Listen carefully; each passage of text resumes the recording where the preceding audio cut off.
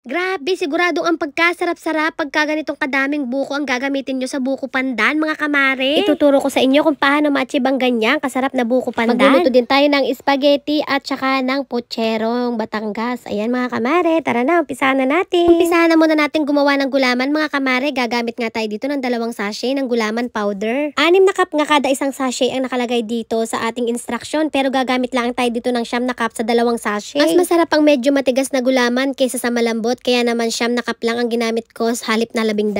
Haluin nga lang natin ito hanggang sa kumulo. Tapos magdadagdag nga tayo dito ng 1.5 cup ng asukal. Pwede nga ring 2, depende sa ninanais ninyong tamis. Hindi ko na nga dinamihan ng asukal, mga kamare, dahil maglalagay na nga tayo dito ng condensed mamaya ay magiging matamis na ito. Huwag nating titigilan ang paghahalo dito, mga kamare. Tapos magpapatak nga ako dito ng mga 2 drops ng pandan flavoring. Ito kasi ang magpapalinamnam sa ating buko pandan, mga kamare. Hindi nga ito matatawag na pandan kung walang pandan flavoring. Kung hindi magiging lasang ganyan. Yan nga, mga kamare, at pagka kumulo na ito ay pwede nyo na yung ilipat sa isang malaking lalagyan. Sinalin ko nga lang ito sa isang malaking lalagyan at hindi ko na nga rin nabidyohan. Hindi ko na nga rin nabidyohan ang aking ginayat ito. Nung lumamig na nga ito ay naglagay nga ako ng 200 ml na double cream, mga kamare. Make sure nga na i-scrape natin yan at saidin natin dahil nga sayang. Dahan-dahan nga lang natin itong hahaluin, mga kamare, dahil pagka binilisan nga natin ito ay lalapot, mga kamare. Huwag nyo muna nga palang ilalagay ang double cream kapag ka ito ay mainit pa. Hintayin nyo muna itong lumamig na. Haluing maigi at wag bibilisan nga kagaya ng sinasabi ko dahil nga ito ay magbubuo-buo din. Hindi na nga rin nagtagal ay inilagay ko na rin ang aking isang buong condensed milk. Bale, mga kamare, dahil 2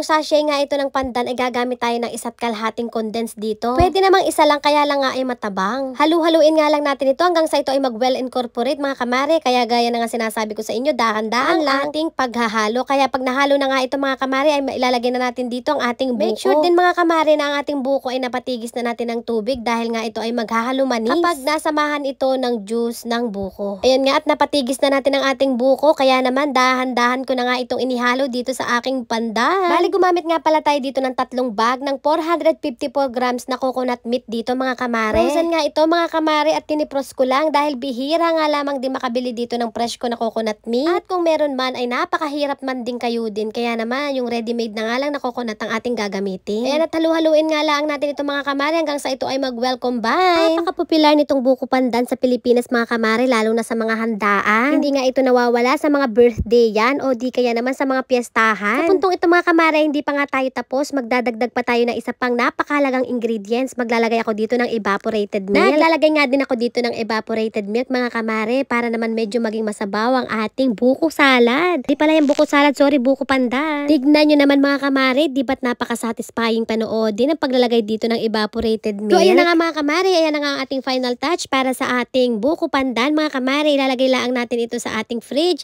para naman masarap itong iserve dahil masarap talaga itong iserve ng malamig. Pwede nyo rin itong ilagay sa freezer ng mga 1 oras para naman ma-make sure ninyo na pag isa-serve ninyo talaga namang chill na chill. At syempre, mga kamare, sa paggagawa ng ganito, hindi mawawala ang tikiman. Titikman natin kung talagang pwede na at may lasa na. So ayan na nga, dahil pwede na at malasa na ay ilalagay na natin ito sa fridge dahil maaga pa nga, meron pa akong 4 hours na palamigin ito. So hindi ko nang kailangan itong ilagay sa freezer. Ang sunod naman natin ay magluluto tayo ng spaghetti. Filipino na may pagka-British style ito, mga kamare. Gagamit nga tayo ng chicken hotdog dito, mga kamare. Atin muna itong sasangkutsahin. Chicken hotdog nga ang ating gagamitin dahil ang aking anak kong isa ay hindi kumakain ng baboy. Makatapos nga natin itong sangkutsahin, mga kamare, ay ililipat natin sa isang bowl. Iseset aside muna natin ito habang ipe-prepare natin ang iba pa nating mga ingredients. Gagamit nga pala tayo dito ng giniling na baka, mga kamare. Siyang unang sasangkutsahin nga natin dito. Sangkutsahin lang natin ito hanggang sa ito mag-brown, mga kamare. Tapos magpainit tayo ng tubig at magpakulo na rin tayo ng pasta. Ako po, mga kamare, nakakalimutan kong bidyuhin ang paggigisa ko ng bawang at sibuyas. Diyos ko po, Rude. Ari nga palang aking pasta, inilagay ko na rin din eh. Bali nga, mga kamare, ganito nga ang ginawa ko. Naggisa nga ako ng bawang at sibuyas, tapos nilagay ko na nga yung aking dolmio sauce. Dolmio sauce nga pala po ang ginamit ko dyan, mga kamare, dahil naubusan na nga po ako ng Filipino style na spaghetti sauce. Nilagay ko na nga rin po dito ang aking hotdog, mga kamare, nung ito po ay kumulo. Pasensya na po talaga kayo. Napakadali lang naman po ng ginawa ko dito. Naggisa lang po ako ng bawang, sibuyas, at yung dolmio sauce nga po na sinasabi ko sa inyo. Tapos naglagay nga rin po ako dito ng isang lata ng condensed milk. Pinalasahan ng bawang at paminta at tsaka yan, ang maluto na, isinalin ko na nga din eh. Pasensya na kayo kasi nagmamadali po talaga ako. Ayan, ang maluto na nga, isinalin ko na nga ito. Kaya naman tinawag ko nga ito na Filipino British na na spaghetti. Dahil nga po dolmiyosas ang aking ginamit. Sa kabilang banda naman po ay ginigisa po ng aking asawa dito ang kanyang mga taba-taba.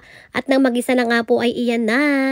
Inilagay na po dito sa aming pochero, bawang, sibuyas, patatas, carrots, ayan.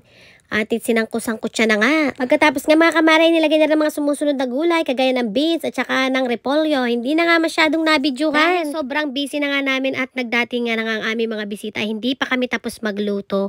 Pasensya na kayo, sunod ko na lang ulit i-share sa inyo ang recipe ko ng puchero. So ayan na nga lahat-lahat ng aming mga handa, simpleng handa sa aming anniversary. Merong empanada, buko pandan, at tayo ng manok, at balon-balunan, macaroni salad, spaghetti, at kung ano-ano pa. Kasi, alas na dali. Be careful, baka mahulog ka. Wow! Saan kayo galing? Make sure may pasalubong kayo sa akin. Ba't ang tagal niya? Wow, si Daddy. Daddy, asan ang gift ka? May gift yan. Wow! Sana all. Ah!